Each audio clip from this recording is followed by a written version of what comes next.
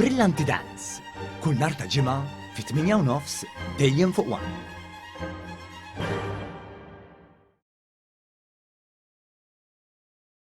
Ġie inawgurat spazju għall-arti u l-teatru fil-Park Nazzjonali f'Taqali li se jkun qed jintuża bħala post fejn isiru produzzjonijiet kulturali fosthom wirjiet u spettakli teatrali.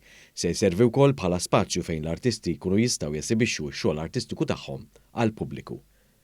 Dan l-ispazju għall-arti se jkun qed jikkumplementa l-anfiteatru Grieg eżistenti li wkoll għadda minn proċess ta' modernizzar b'faċilitajiet ġodda u aċċessibbli għal bżonnijiet artistiċi bħal rehearsal rooms, changing rooms u doċċi fost l-oħrajn. Taħt l-istess teatru li akkomoda madwar 850 persuna, tlestit ukoll sala li tista' tintuża għal funzjonijiet differenti. Il-Ministru għax-Xogħlijiet Pubbliċi u l-Ippjanar Stefan Zrinzo Azzopardi spjega li din iż-żona se tagħti dimensjoni oħra lil proġett tal-Park Nazzjonali li issa mhux biss se jkun spazju miftuħ mill-isbaħ fejn wieħed jista' jmur qatta ftit ħin tal-mistrieħ mal-familja, iżda wkoll pjattaforma għall-artisti lokali u internazzjonali fejn jesibixxu it-talenti tagħhom.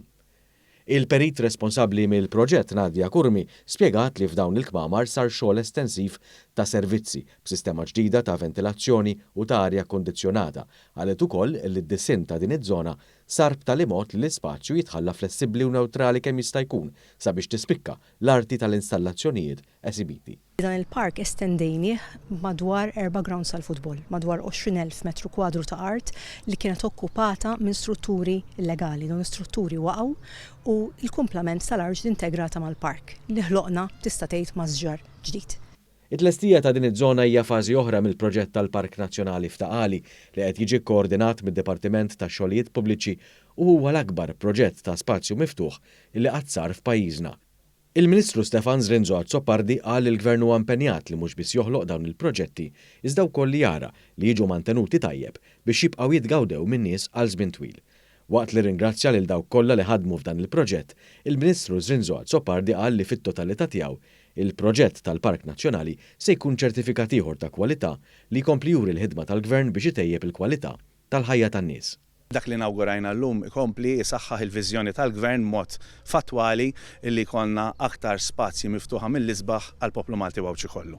Min-naħa tiegħu il-koordinatur tal-proġett Jason Mikallef iddeskriva l-ispazju li ġie inawgurat bħala toma ta' aktar proġetti simili li se jsiru fil-ġejjieni. Illum hawnhekk bi pjaċir ngħid illi qegħdin niftħu it-tieni l-ikbar spazju li ftaħna fl-aħħar sentejn. Naturalment fix-xhur illi ġejjin mhux tant il-bogħod se nkunu qed niftħu spazji oħrajn biex faċilità waħda wara l-oħra, esperjenza waħda wara l-oħra jagħmel minn dan l-ikbar park nazzjonali f'pajjiżna.